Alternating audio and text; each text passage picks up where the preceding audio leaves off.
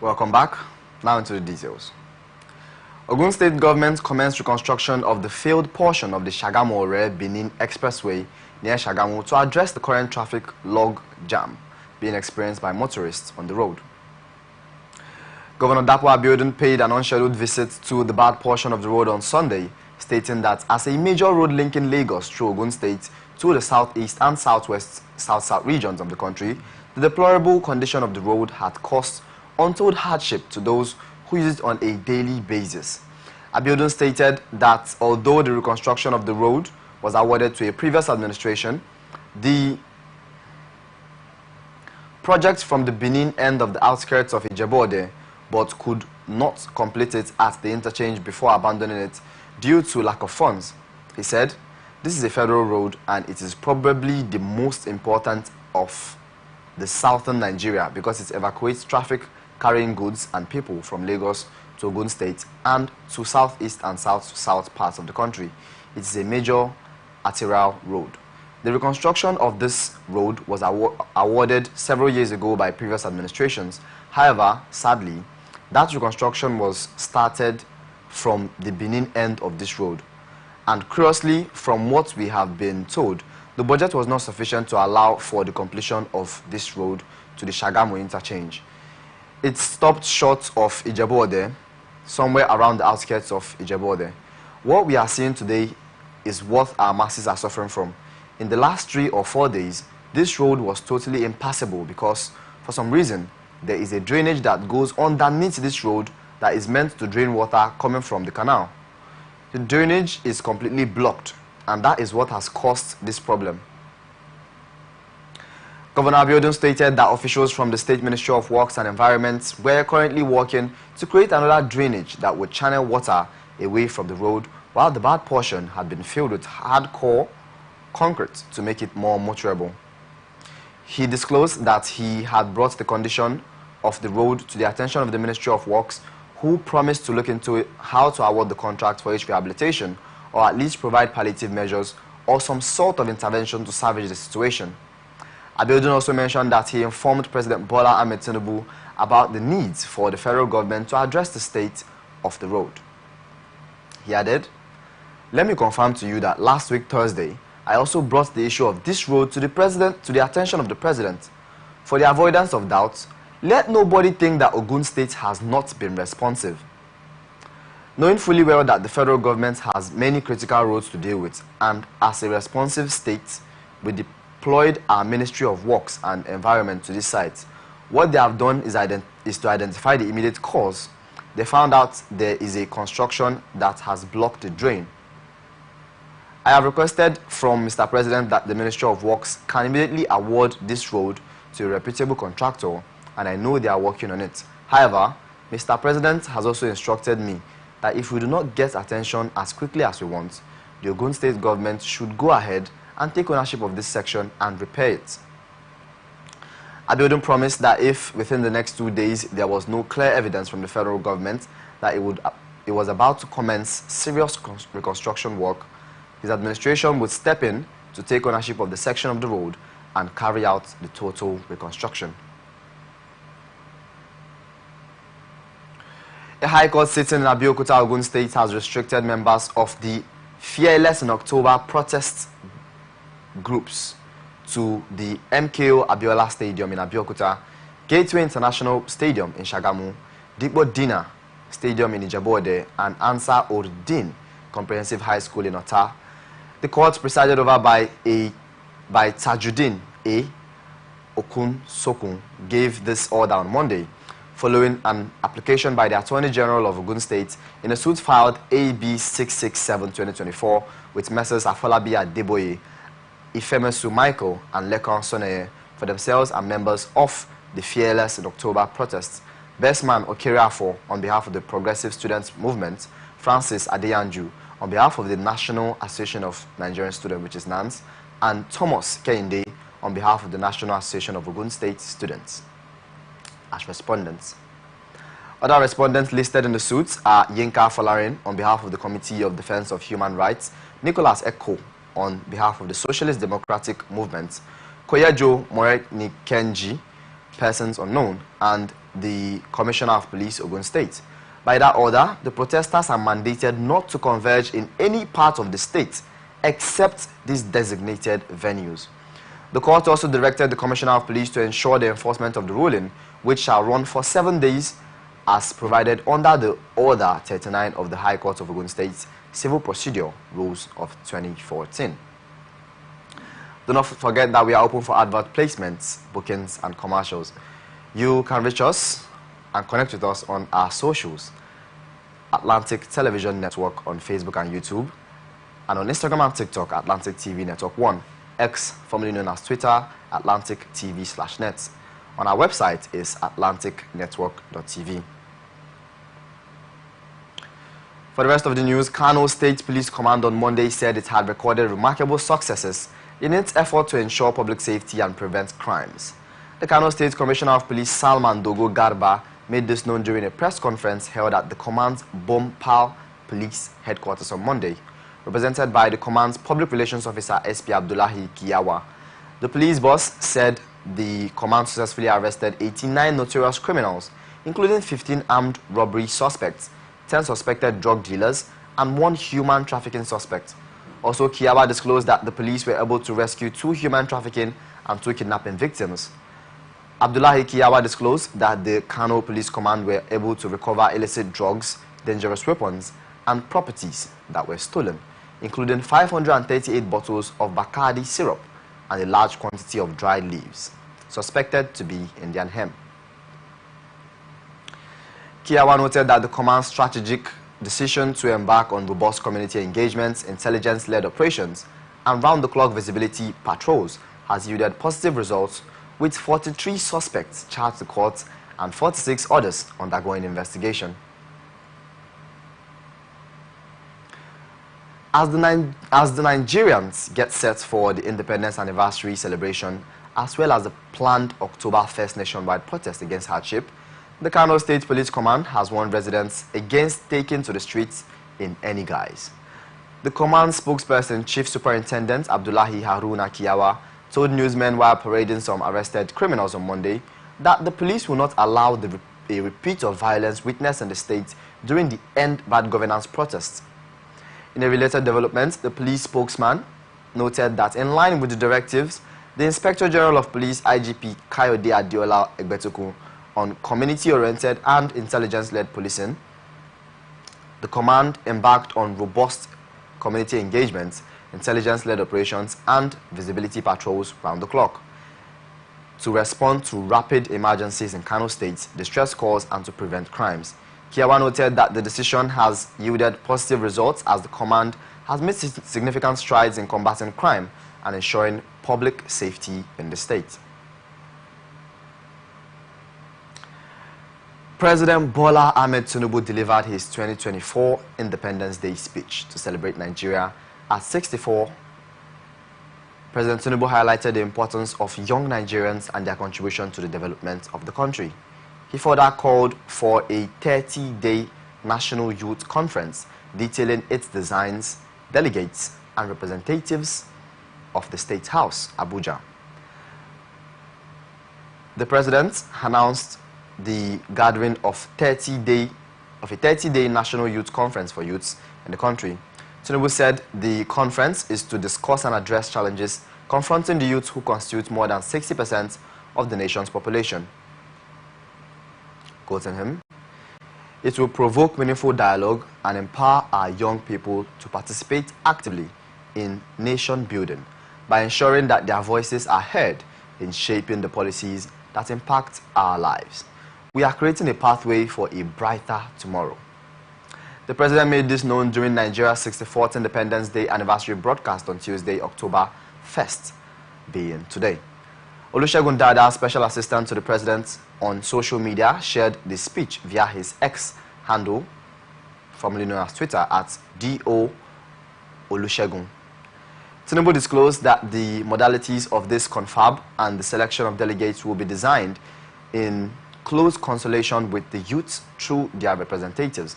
The statement partially read, "Considering this, I am pleased to announce the gathering of the National Youth Conference.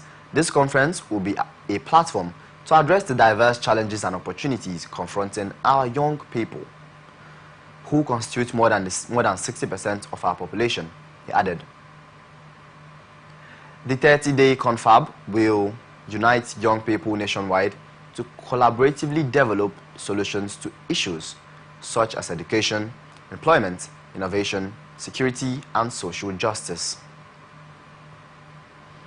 In a different story, former President Goodluck Jonathan, former Vice President Atiku Abubakar, and some state governors, the Nigerian Labour Congress (NLC), and the People's Democratic Party and all other interest groups yesterday felicitated with Nigerians on the 64th Independence Day celebration and called for national unity in tackling the current challenges facing the country.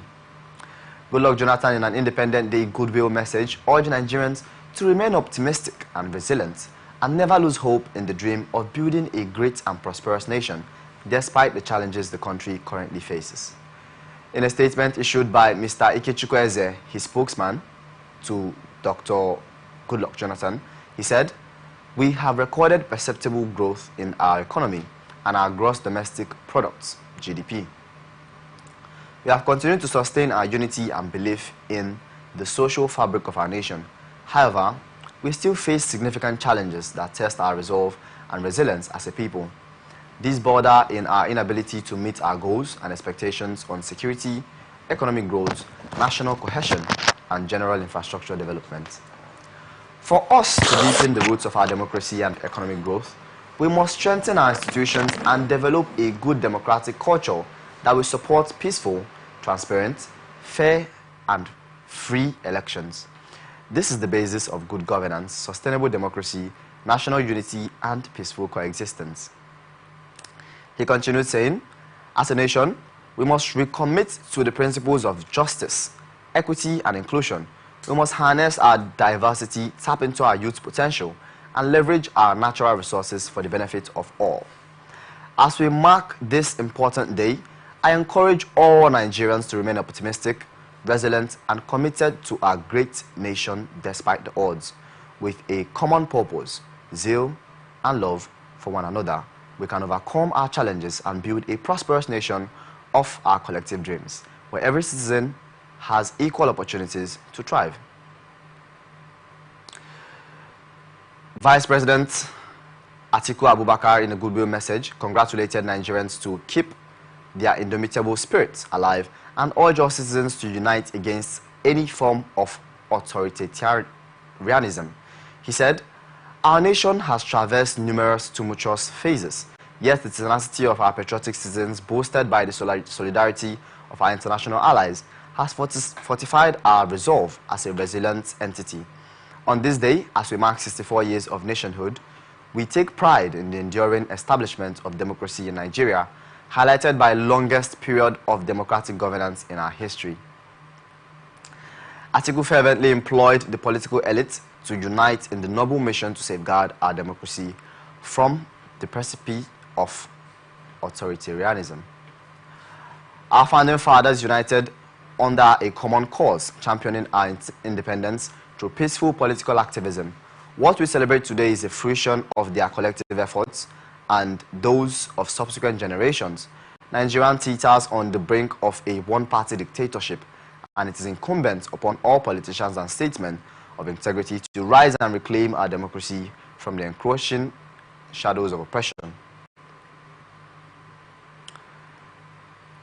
Also, Katsina State Governor Diko Rada, in his Independent Day message, called on Nigerians to embrace patriotism and unity, saying that strength of our nation lies in its diversity and shared dreams of a prosperous future. He said, "Let us stand united as brothers and sisters, bound by our shared heritage and aspirations of a prosperous and peaceful nation."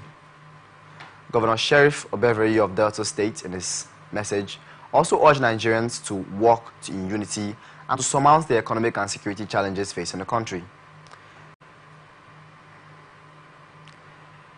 In a statement in Asaba by his Chief Press Secretary, Festus Ahon, Governor Obeveri admonished Nigerians to work in unison, irrespective of political, religious, and ethnic diversities, to ensure the nation overcame its present challenges. He also urged citizens to ensure and support the government's efforts to salvaging the nation from insecurity and economic downturn. He said, at 64, Nigeria has come a long way despite economic security and political setbacks. It is important we remain strong, exercise patience, and be of good faith in God and our nation's leaders as this critical period of economic and security challenges, he said. Deputy President of the Senate, Senator Barao Jibrin Kanu North, in his goodwill message, appealed to Nigerians to remain resolute in the promotion of national support and prayers for the government to succeed in its efforts to turn around the country's fortunes positively.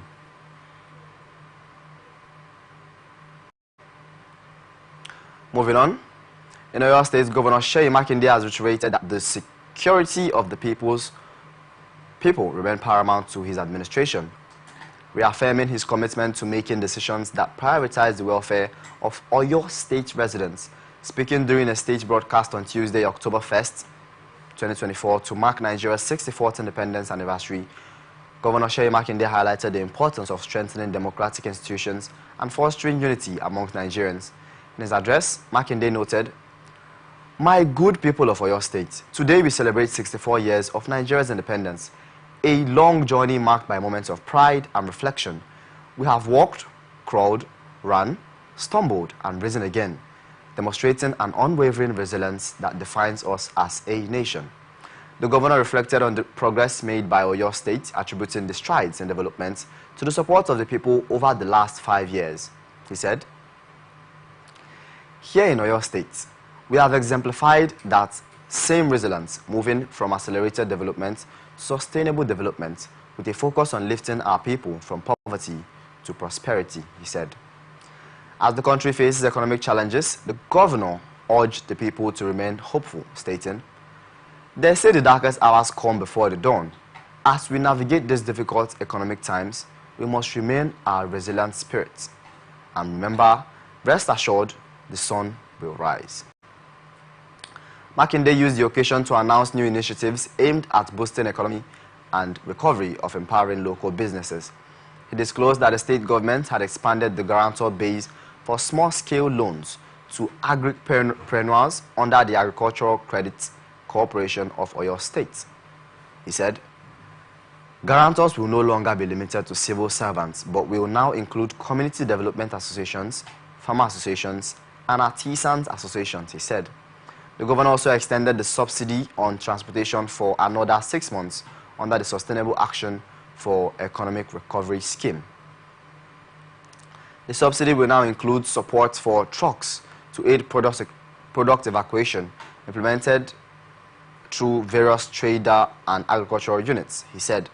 Makinde further emphasized the importance of unity, saying, "Now is not the time to focus on what divides us.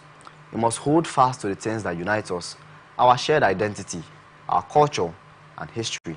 Let us remember the real enemies so we do not go against our friends." On security, the governor assured residents that the government continued to make efforts to ensure their safety. During your celebrations, you may notice an increased security presence. Do not be alarmed. They are there to ensure your safety and guarantee a peaceful celebration, he said. You're watching Government and Public Service Reports on Atlantic Television Network. We'll take a short break and we'll be back. Stay with us.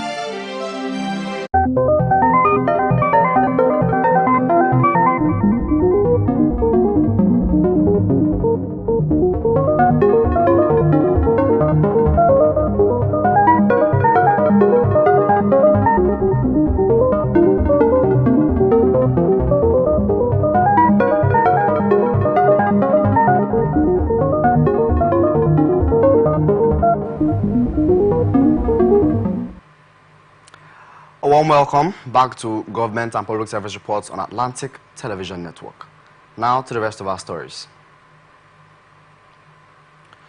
Federal government has inaugurated an independent panel to investigate the allegation of corruption and misconduct against the officials of the NCOS.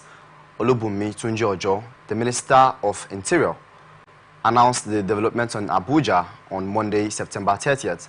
The ministry is investigating the allegation, which was raised by Bobrisky in an audio played by Very Dark Man on a social media post.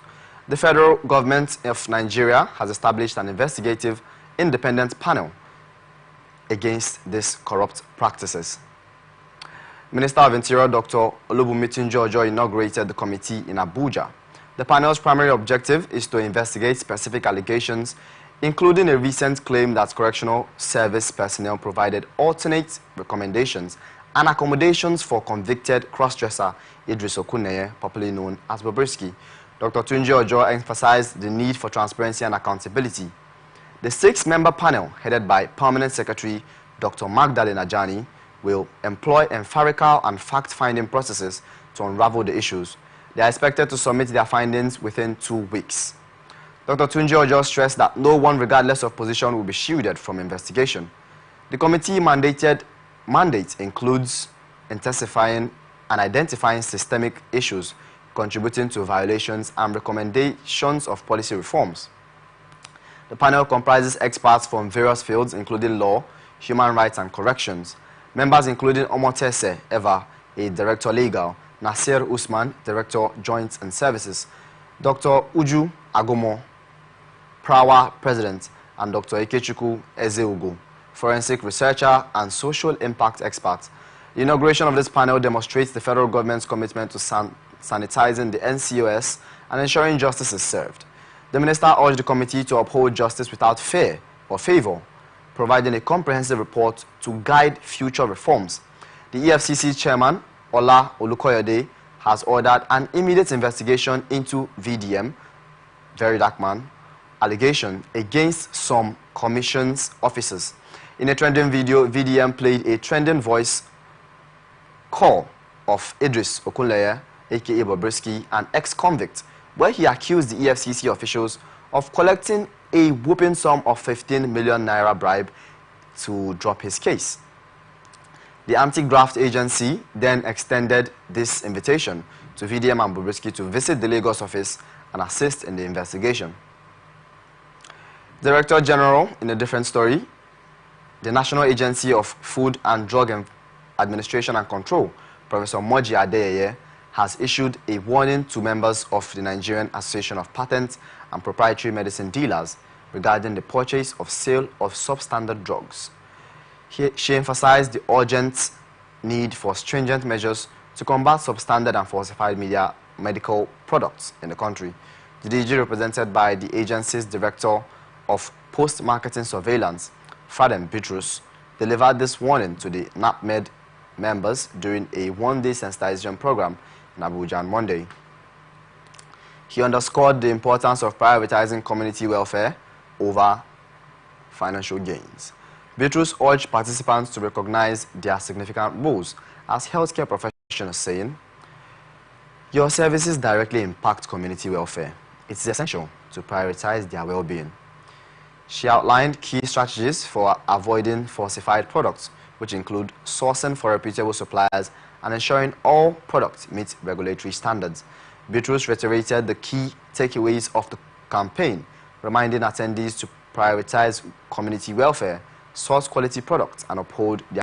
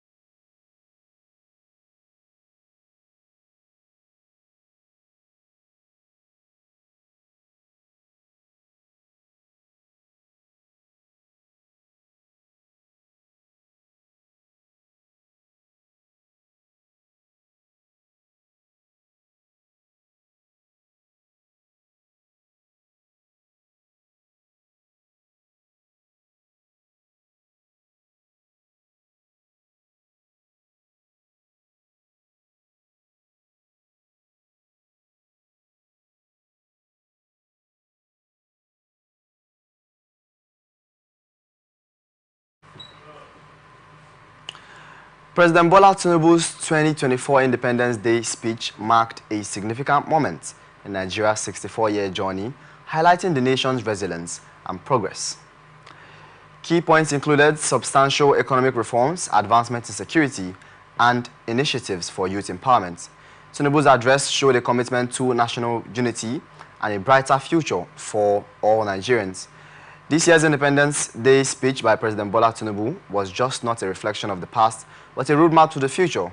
His address touched on critical areas such as economic reforms, security, agricultural development, energy transition, youth empowerment, and national unity in the nation.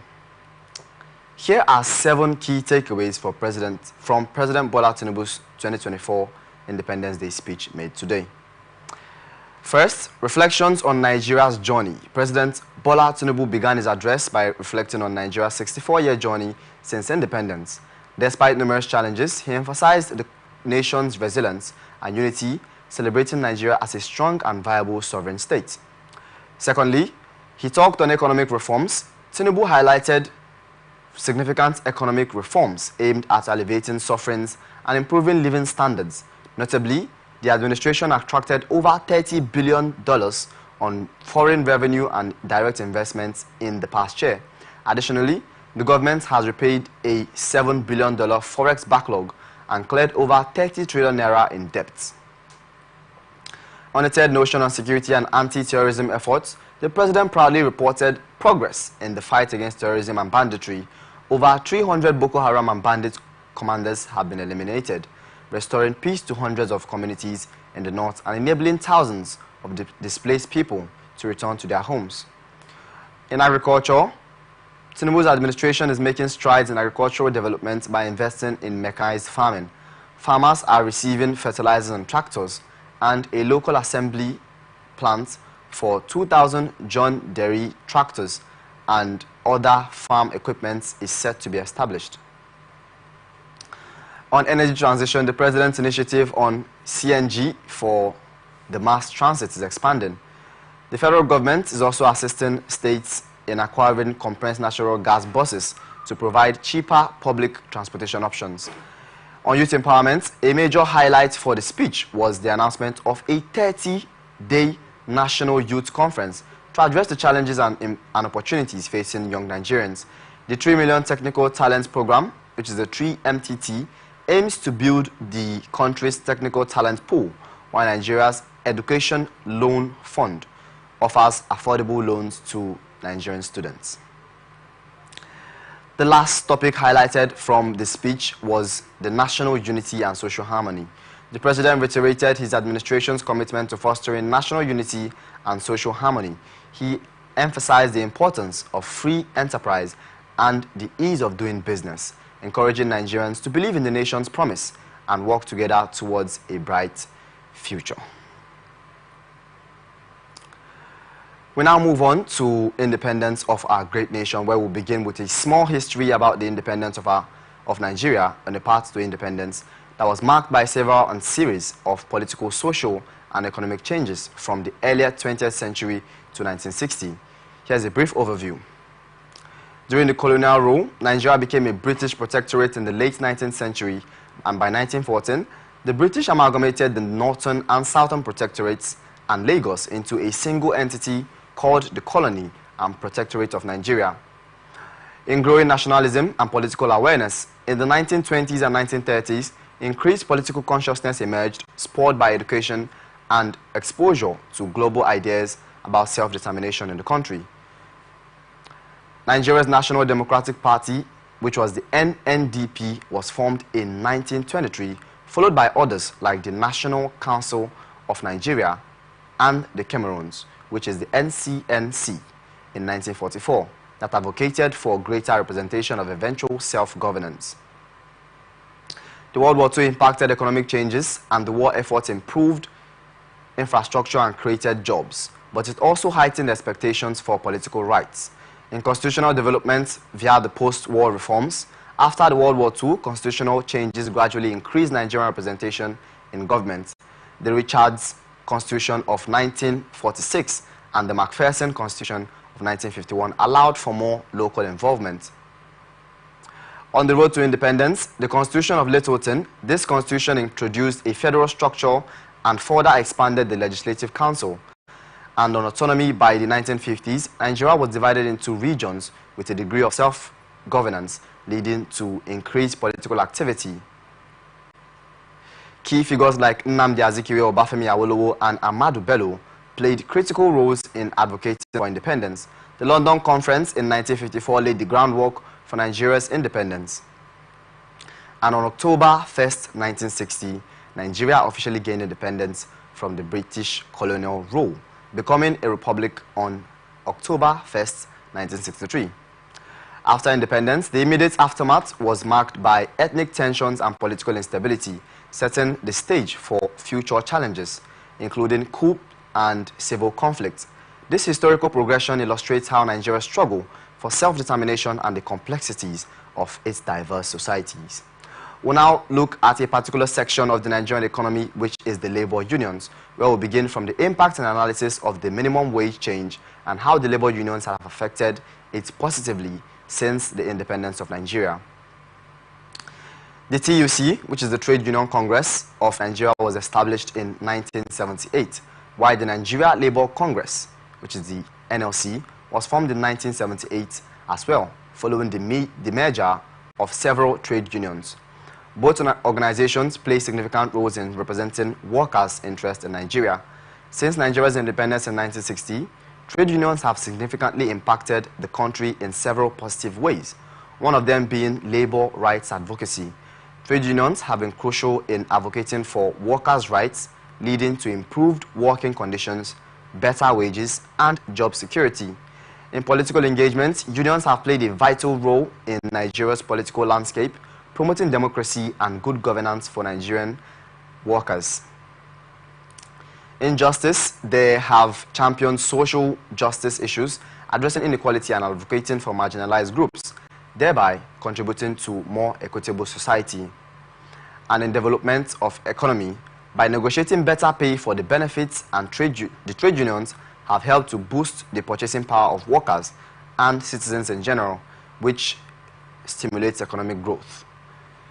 On the education and training sector, unions have invested in training and education programs for members, enhancing skill and increasing workforce productivity. And in crisis management in the country, during economic downturns, trade unions have worked to mediate between workers and employers, helping to mitigate layoffs and promoting dialogue with the government. Overall, trade unions in Nigeria have been instrumental in fostering a more equitable, democratic, and productive society. On the NLC, the presidents of the Nigerian Labour Congress since its formation in 1978 had been from 1978 to 1980 was Balarabe Musa. Ali Siroma was from 1980 to 1988. Pascal Bafuyu was from 1988 to 1992. And Adams Oshomole from 2002 to 2007. Abdul Yakim Suleiman from 2007 to 2011. Abdul Wahid Omar up until 2015, and Ayuba Waba in 2015. Joe Ajero is currently the president of the NLC. Note that the NLC was formed in 1978 and there were no presidents before that year. The Nigerian Trade Union Congress was established in 1978, and here are some presidents that had since formed the organization. John Kolawole was from 1978 the president to 1980. Pascal Bufwa took over from 1980 to 88, and Adams Oshomole from 88 to 1999. Peter Esele from 2009 to 2013. Boboy Kaigama of 2013 to 2018. Quadri Olaleye of 2018, and Festus Sisifo is the current president of the TUC. Like the NLC, it has played a vital role in advocating for Nigerian workers in Nigeria. The minimum wage in Nigeria has had several adjustments since 1960. We'll now take a brief overview of the key changes since the formation of. At first, in 1978, the first minimum national wage was set at 125 naira. And in 1981, it was increased to 250 naira. In 1989, it was raised further to 450 naira, and in 1991, 750 naira. It It was later adjusted in 1996 to 3,500 naira, and in 2000, 7,500. In 2011, it was 18,000 and later raised to 30,000 by 2020.